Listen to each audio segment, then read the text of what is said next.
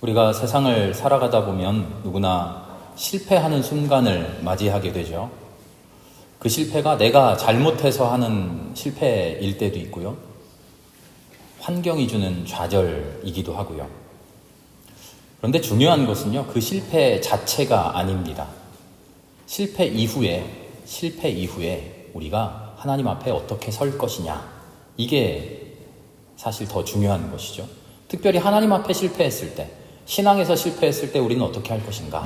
하나님은 우리에게 어떻게 하시는가?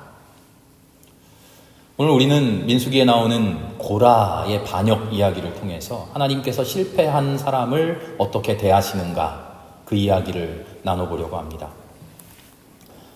우리는 예배 중에 성경을 읽으니까요, 조금 제가 짧게 이렇게 성경 말씀을 하는데요. 사실은 길게 그 본문을 다 읽는 게 중요합니다.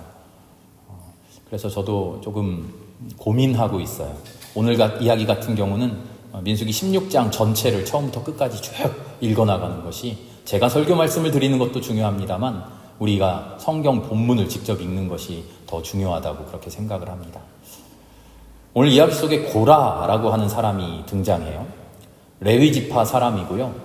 성막 안에 있는 성소의 여러 가지 기구들을 이동하는, 들고 옮기는 그런 역할을 맡은 사람입니다. 그런데 그가 어느 날 모세와 아론에게 반기를 들어요. 반역을 해요. 우리 모두가 하나님 앞에 똑같은 존재들입니다. 하나님께서 우리 모두를 똑같이 거룩하게 하셨습니다. 누구는 거룩하고 누구는 부정하고 그런 거 없습니다. 그런데 왜 당신들만 하나님 앞에서, 백성들 앞에서 존귀한 사람이 됩니까? 왜 당신들만 사람들 위에 군림하고 당신들만 지도자 행세를 합니까?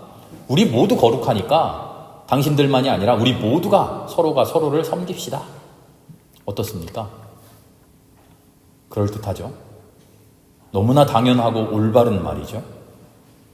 그런데요, 이 고라의 말을 되짚어보면 고라가 하고 있는, 마음속에 품고 있는 속셈이 드러납니다.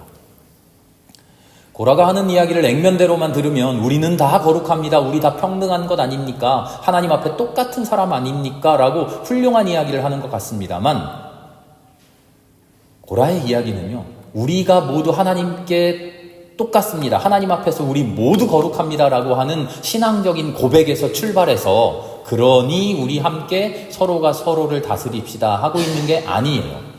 거꾸로예요. 생각의 방향이 정반대입니다. 고라의 관심은 지금 어디에 있냐면 거룩함에 있는 게 아니에요. 고라의 관심은 특권과 권력에 있어요. 나도 특권 누리고 싶은데, 나도 권력 한번 잡아보고 싶은데, 높아지고 싶은데, 생각해보니까 모세와 아론이 우리의 지도자가 된 이유가 거룩해서 그런 것 같아요.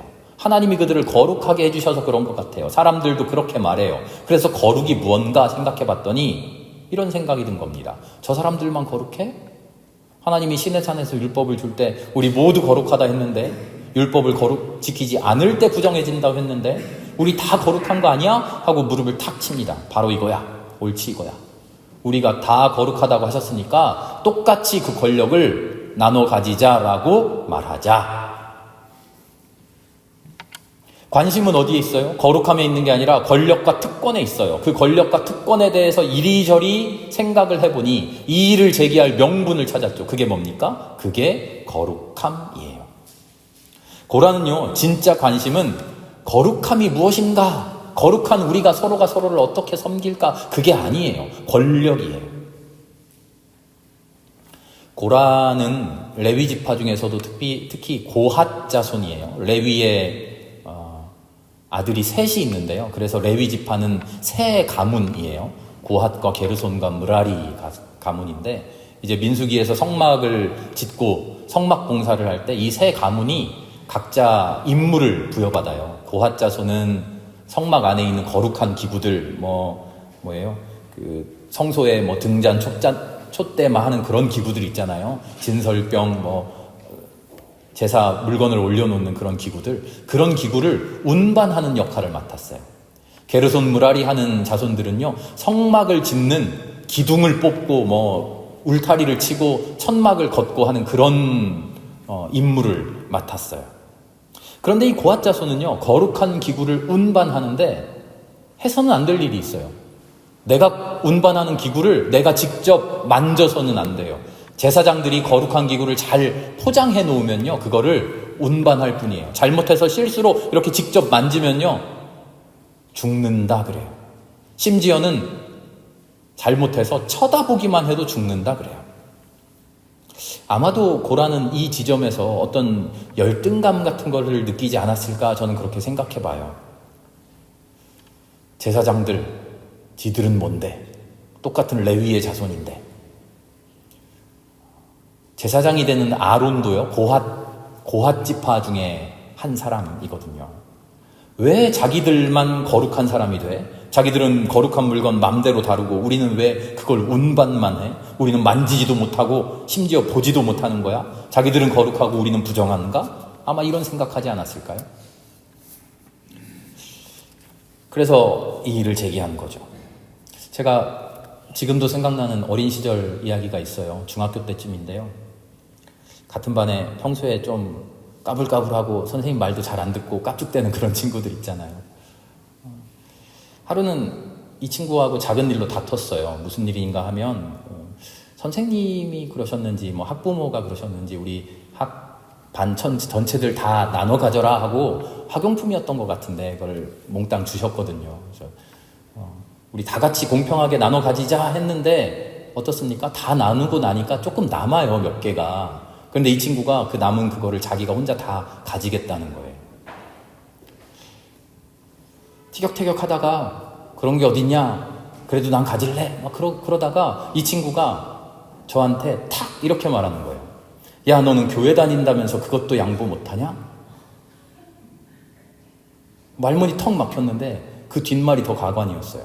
나는 교회 안 다니니까 억지 부려도 되지만 너는 교회 다니니까 양보해? 전 지금도요, 그리스도인의 양심, 뭐 사회봉사, 섬김, 뭐 이런 주제로 이야기들을 할 때 저도 모르게 이 이야기가 툭 생각이 나요. 일부러 그걸 이용하려는 사람들이 분명히 있거든요. 그들까지 알면서도 내가 섬겨줘야 되나? 그런 생각이 그 옛날 뭐 트라우마까지는 아닌데요, 계속 생각이 나요. 이 친구가 한 말의 핵심은 뭡니까? 교회 다니는 사람은, 그리스도인은 어디까지 양보해야 되는가? 교회 안 다니는 사람은 양보 안 해도 되는가 하는 근본적인 양보에 대한 문제 제기가 아니죠. 관심은 뭡니까? 내가 학용품 볼펜 한 자루, 연필 한 자루 더 가지고 싶어요. 그래서 명분을 생각해낸 거죠. 너는 교회 다니잖아. 교회에서 양보하라고 배웠잖아. 그걸 걸고 넘어져야겠다 한 거죠. 고라가 지금 똑같아요. 고라는 지금 우리 거룩함에 대해서 이야기해보자. 하나님이 우리 모두를 평등하게 만드셨으니 누구는 능력이 조금 더 있고 누구는 좀 능력이 부족하더라도 똑같이 거룩하니까 우리가 서로를 섬겨야 되는 거 아니냐. 하나님이 주신 권력도 함께 나눠야 되는 거 아니냐라는 근본적인 성찰을 하고 있는 게 아니에요. 어떻게 하면 내가 저 권력을 가질까? 어떻게 하면 내가 높아질 수 있을까 하는 자기 결론을 정당화하고 싶어서 거룩함이라는 구실을 들이민 거예요. 고라는요, 높음, 권위, 직분 이런 거에 대해서 근본적으로 오해하고 있어요. 하나님이 아론에게, 모세에게 직분을 주셔서 그들을 높이 올리셨죠. 그걸 높은 자리라고 오해하고 있어요. 백성들이 우러러 보니까 그게 무슨 권력을 잡는 것인 양 생각해요. 높아지는 것이 하나님을 잘 믿은 믿음에 대한 보상인 것처럼 생각해요. 하나님의 백성에 대해서도 오해하고 있죠. 누군가 잘난 사람이 다른 사람 위에 군림할 수 있다고 생각해요. 말로는 우리 다 같이 거룩하다라고 말하고 있으면서 마음의 속내는 그러니까 나도 한번 군림해보자 하는 거예요. 권력과 특권을 누군가 쥐고 있는 게 당연하다고 생각하죠. 물론 그럴 수 있죠. 그렇게 생각할 수 있어요. 왜? 하나님의 말씀을 아직 잘 모를 때. 그래서 하나님의 말씀을 깊이 묵상하고 우리는 배워야 돼요. 하나님이 주신 직분은 어떻습니까? 세상적인 직분하고 전혀 달라요. 그거는 특권적인 위치가 아니에요. 하나님이 주신 직분은요, 책임 있는 자리고요, 섬기는 자리예요. 직분을 맡은 자, 하나님께로부터 무언가 사명을 맡은 자는요, 자기 마음대로 할 수 있는 게 하나도 없어요. 하나님이 시키는 대로 섬겨야 하고요, 하나님 시키는 대로 봉사해야 돼요. 그렇게 섬긴다고 해서, 봉사한다고 해서 세상에 무언가 대단한 보답 주는 거 아니에요. 하나님의 은혜의 선물을 받을 뿐이죠. 모세와 아론은요, 지금 하나님께 직분을 받아서 권력 행사를 하고 다른 사람들 위에 군림하고 우두머리가 된 게 아니라 수많은 그 백성들을 섬기고 그들에게 봉사하느라 지금 죽어나고 있는 중이에요. 그런데 고라의 눈에는 그 섬김과 봉사의 노력이 눈에 비치는 게 아니라 권력과 특권만 보이고 있는 거죠. 백성들을 섬기기 위해서 모세가 피눈물을 흘리며 기도해요. 이 무지한 백성을 어떻게 해야 됩니까? 그런데 그 눈물의 기도는 고라의 눈에 보이지 않아요. 백성들 앞에 높이 서서 명령하는 그럴듯한 그 모습만 보이죠. 야, 멋지다. 나도 저렇게 되어보고 싶다. 섬김의 책임도 보이지 않아요. 어떻게 하면 이들 백성을 굶기지 않고 목마르게 하지 않고 이 광야를 건너갈 수 있을까? 모세는 지금 마음속에 그 걱정뿐이에요. 어떻게 해야 이들을 가나안 땅으로 무사히 데리고 갈까? 수많은 적들이 도사리고 있는데 매일매일 가슴을 짓누르는 엄청난 책임감에, 중압감에 하나님 앞에 기도하지 않고는 못 베겨요. 그런데 고라는 이 책임은 보지 못해요. 고라의 교만은 결국 하나님의 심판을 불러옵니다. 고라와 함께했던 다단, 아비람, 그리고 그들을 추종했던 250명의 무리들 어떻게 되었는지 아십니까? 이야기의 결론을 우리 잘 알죠? 16장 끝까지 읽어보면요, 하나님 앞에 반역한 고라와 다단과 아비람 그 무리들을 땅이 입을 벌려서, 땅이 갈라져서 그들을 산채로 삼켜버립니다. 그들의 집안, 그들의 소유, 그를 따르던 사람들까지도 모두 삼켜버려요. 고라를 따라서 향로를 들고 나왔던 250명의 사람들, 하나님의 불에 의해서, 거룩한 불에 다 불타고 말죠. 참으로 무섭고 두려운 장면이에요. 하나님 앞에서의 교만이 얼마나 큰 죄인지를 우리에게 보여줍니다. 우리도 그래서 이 유혹 앞에서 항상 깨어 있어야 돼요. 왜냐하면 우리의 마음도 고라와 다르지 않거든요. 우리에게도 그런 마음이 불현듯 계속 일어나거든요. 교회에서도, 가정에서도, 직장에서도, 친구들을 만날 때 우리는 끊임없이 이런 시험을 만나요. 높아지고 싶다. 대단해지고 싶다. 나도 은혜라는 거 받아보고 싶다. 성공하고 싶다. 떵떵거리며 살아보고 싶다. 권력도 좀 한번 누려보고 남들한테 명령도 좀 해보고 내 앞에 벌벌 기는 그런 모습도 한번 보고 싶고 그렇게 살아보고 싶다. 하나님께는 또 이런 마음이 들죠. 지금까지 하나님 말씀대로 잘 살았잖아요. 주일 성수 열심히 하고 10년, 20년, 30년 하나님 섬기며 기도하며 살았잖아요. 헌금 생활 얼마나 열심히 했는데요. 제가 앞으로도 그렇게 살 텐데 나한테 그런 권리 좀 있는 거 아닙니까? 하나님 그런 은혜 나한테 좀 주셔야 되는 거 아닙니까? 나 그럴 자격 있는 거 아닙니까? 그런가 하면 이런 생각도 듭니다. 왜 나를 몰라줍니까? 왜 저 사람만 인정받습니까? 나하고 저 사람하고 다른 게 뭡니까? 은혜를 주시려면 좀 똑같은 거 주시지 나한테는 왜 내 맘에 안 드는 거 주시고 내가 원하는 거 왜 저 사람 줍니까? 이런 마음들이 고라를 붙잡고 있었던 거죠. 특별한 악한 마음이 아니에요. 우리의 마음 속에서도 항상 불현듯 일어나는 그런 마음이죠. 이런 마음은요, 조금 어려운 말인데요. 종교개혁자 마틴 루터는 영광의 신학이라고 표현합니다. 영광의 신학. 하나님을 믿고 하나님의 제자 되어서 하나님의 사람 되어서 열심히 살면 하나님이 우리에게 영광 주신다. 맞는 말인데요. 하나님이 주신다고 하는 영광에 우리가 눈이 멀어버리면 그 영광이 목적이 되는 겁니다. 우리도 높아져야지. 하나님이 우리 거룩하다고 하셨으니까 이 세상에서 거룩한 사람으로 높임받아야지. 은혜를 받았으니까 능력으로, 지위로, 높아짐으로 번역해요. 직분, 하나님이 주신 사명으로 보지 않고 지위와 특권의 자리로 오해하죠. 하나님이 주신다고 하는 은혜를 철저하게 세상적인 성공, 힘, 지위, 권력 이런 거하고 연결시켜요. 그거를 루터는 영광의 신학이라고 불렀어요. 고라가 딱 지금 그런 마음을 가지고 있는 거예요. 고라의 마음속에는 영광의 신학이 가득해요. 내가 이만큼 하나님을 섬겼으니 하나님 앞에 영광 받아야지. 내가 하나님의 사람으로 지금껏 살아왔으니까 세상에서 좀 칭찬 좀 받아봐야지. 당연한 나의 권리 아니야? 그런데 루터는요, 영광의 신학을 이야기하면서 이런 신앙이 아니라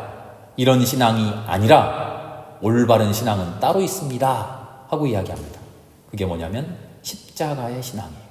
십자가의 신앙. 십자가 신학은 이렇게 고백해요. 하나님은 이 세상을 다스리십니다. 뭘로 다스리십니까? 위엄과 권능과 권력으로, 명령으로 다스리시는 게 아니라 십자가의 낮아짐으로 다스리십니다.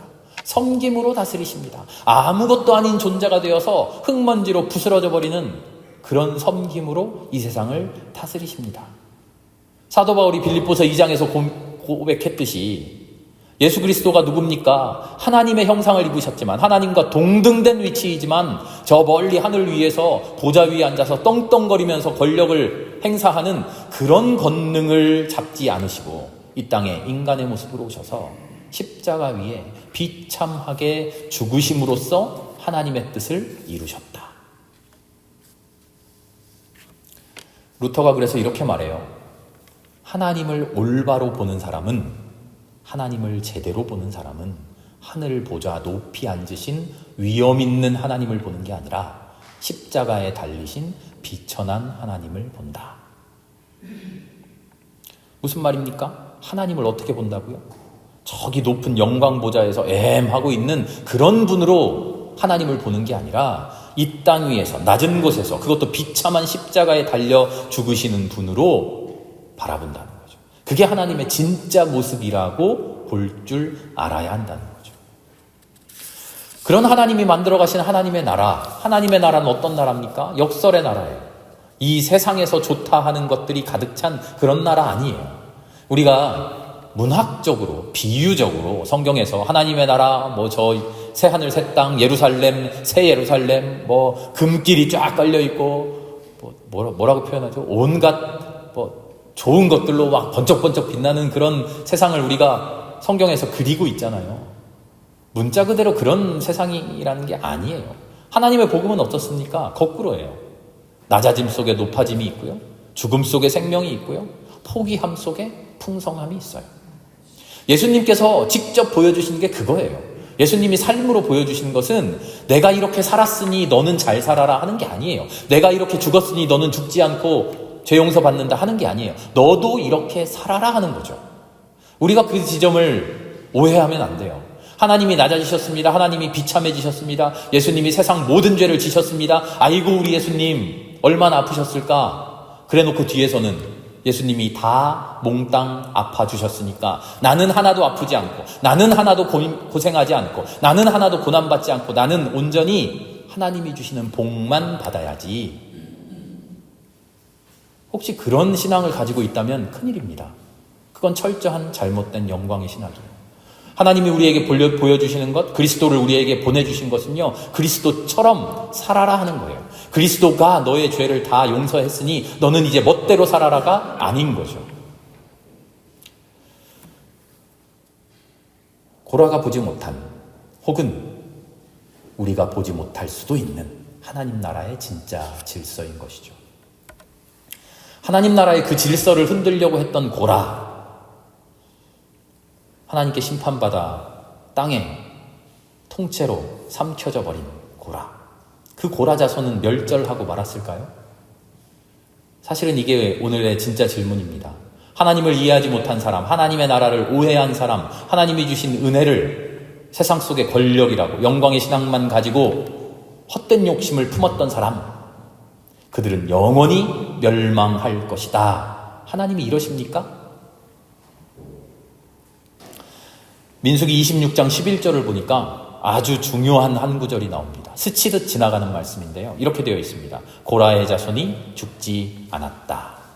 고라의 자손이 죽지 않았다. 고라의 반역은요, 심판받았어요. 하나님께서 절대 용서하지 않으시고 고라의 반역을 심판하셨어요. 그런데 더 중요한 것은 그렇게 심판한 고라에게, 그 후손에게 회복의 길을 열어주셨다는 거예요. 회복의 길을.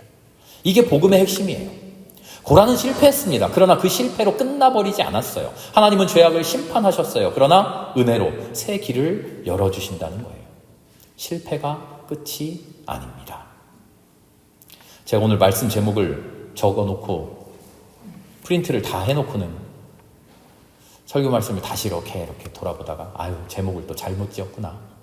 실패가 끝이 아닙니다. 실패가 끝이 아니에요. 시간이 흘러서 지금 출애굽 시대잖아요. 시간이 흘러서 사사기가 다 지나고 다윗이 왕조를 열었을 때, 성전이 세워질 때 고라 자손들은요, 성전에서 찬양하는 사람들로 세워집니다. 고라의 자손 헤만이라고 하는 사람이 찬양대장을 맡고요, 찬양하고 악기를 연주하며 예배를 주관하는 귀한 직분을 맡게 돼요. 그들이 지은 시편이 지금도 성경 안에 11편이나 남겨져 있어요. 반역자의 후손이 멸절되지 않고 오히려 성경 저자가 된 거예요. 하나님을 찬양하는 사람들이 되었어요. 그래서 이 성경을 편집한 사람들도요, 이 사람들 참 하나님의 은혜가 대단하네. 이 시가 누구신지 알아요? 바로 고라의 자손이신 시입니다 하고 성경에 제목을 붙여놨어요. 고라 자손의 시. 한번 찾아보십시오. 제일 유명한 시는요, 시편 42편입니다. 사슴이 시냇물을 찾아 헤매이듯이 내 영혼 주를 찾아 갈망합니다. 내 영혼아, 네가 어찌하여 그렇게 낙심하느냐? 어찌하여 그렇게 괴로워하느냐? 하나님을 기다려라. 이제 내가 나의 구원자 나의 하나님을 또다시 찬양하렸다. 사람들 사이에서 얼마나 손가락질을 받았을까요? 저 사람들 고라의 자손이야, 심판받은 사람이야, 반역자들의 자손이야. 그런데 그 자손들이 이제 하나님을 찬양하는 사람들이 된 거예요. 그 오랜 시간 쌓여왔던 하나님의 은혜에 대한 갈망, 이게 이 시로 표현된 거죠. 그런가 하면요, 또 몇백 년 뒤에 바벨론 포로에서 돌아왔을 때요, 이 고라의 자손들이 성전 문지기가 돼요. 성전을 지키는, 성전 문을 지키는 사람이 돼요. 성전 문을 지키는 게 높은 고귀한 일입니까? 아니면 천한 일입니까? 고라 자손은요, 예전에 고라 같으면 이렇게 얘기했겠죠. 나도 성전 안에서 단상 위에 올라서 그럴듯한 일을 해보고 싶다. 왜 나는 문지기만 시키냐? 그런데요, 고라 자손은, 이 모든 것을 하나님의 은혜로 체험하고 난 고라 자손은 이렇게 고백해요. 시편 84편입니다. 주님의 집 뜰에서 지내는 하루가 다른 곳에서 지내는 첫날보다 낫습니다. 악인의 장막에서 살기보다 하나님의 집 문지기로 있는 것이 더 좋습니다. 이 시들은요, 고라 자손들의 깊은 신앙적인 깨달음을 보여줘요. 참된 영광이 어디 있습니까? 높은 자리에 앉아있는 것입니까? 아니요. 하나님의 집 문지기를 하더라도 하나님을 온전히 섬기는 일이죠. 그게 참된 영광이죠. 하나님이 나에게 주신 직분을 감사함으로 받아서 그 직분을 통하여 섬겨나는 것이죠. 하나님의 나라를 만들어가는 것이죠. 하나님 나라의 귀한 한 조각이 되는 것이죠. 성실하게. 나 이 조각 말고 센터 중심에 좋은 조각 주시오 하고 되는 것이 아니라 주님이 주신 작은 조각을 감사함으로 받아들이는 거죠. 교만했던 아버지 고라의 잘못을 넘어서서 이제는 순종의 사람들로, 찬양의 사람들로, 감사의 사람들로 거듭나는 겁니다. 이게 뭡니까? 이게 회복이요, 이게 하나님의 은총입니다. 하나님은요, 하나님께 반역했던 사람들을 오히려 가장 아름답게 하나님 찬양하는 사람들로 바꿔주셔요. 하나님은 반역자를 심판해서 멸절하시는 게 아니라요, 오히려 하나님을 찬양하는 하나님의 최측근으로 만들어주셔요. 고라의 이야기는요, 반역자를 심판하는 이야기가 아니에요. 실패해서 회복으로 넘어가는 이야기예요. 고라 이야기만 그렇습니까? 민수기 전체 이야기가 그래요. 금송아지 앞에서 실패하잖아요. 그러나 십계명 돌판 가지고 다시 회복하죠. 가나안 앞에서 실패하잖아요. 그러나 광야를 거쳐서 다시 회복하죠. 실패하고 무너지고 심지어는 반역하고 땅에 삼켜져도 하나님께서 우리를 회복해 주신다. 바로 그 회복의 이야기. 그 은혜의 길을 포기하지 말라는 겁니다. 우리 모두 고라처럼 교만할 수 있죠. 내가 있어야 할 자리를 지키지 못하고, 내가 가지지 못한 것을 탐하고, 남과 비교하고 시기하고 질투하며 심지어 하나님을 원망하는 마음 가질 수 있죠. 영광의 신학을 따라서 내가 이만큼이나 잘했는데, 내가 이만큼이나 성실했는데 하나님 앞에 뻣뻣하게 교만의 목을 쳐들 수 있죠. 그러나 하나님은요, 우리에게 십자가의 신학을 오늘도 가르쳐 주십니다. 섬김이 영광이라고, 낮아짐이 높아짐이라고, 십자가 아래에서 참된 자기를 비우는 것이 진짜 승리라고 우리에게 일러주시죠. 야고보는 그래서 이렇게 말합니다. 주님 앞에서 자신을 낮추십시오. 그리하면 주님께서 여러분을 높여주실 것입니다. 야고보서 4장 10절의 말씀입니다. 혹시 오늘 이 시간 넘어진 인생이 있다면, 슬퍼한 인생이 있다면, 주님 앞에 그래서 주님 나를 일으켜 주십시오 간절히 간구하는 인생이 있다면, 잘못된 선택으로 실망한 삶이 있다면, 혹은 자기를 정죄하며 나 왜 이것밖에 안 될까라고 한탄하는 삶이 있다면, 그런 마음이 있다면, 하나님이 아무리 은혜를 주셔도 나는 이제 끝났어, 나의 팔자는 이거야, 그런 마음들이 있다면, 그런 인생들이 있다면 고라 자손의 이야기를 기억하시기 바랍니다. 고라의 자손이 죽지 않았다, 이 말씀을 기억하시기 바랍니다. 그들이 성전의 찬양대가 되고, 그들이 시편을 짓는 자가 되고, 하나님을 섬기는 자가 되고, 성전의 문지기가 되어 하나님을 온전히 사슴이 시내를 찾듯 갈망하는 사람들 된 것을 기억합시다.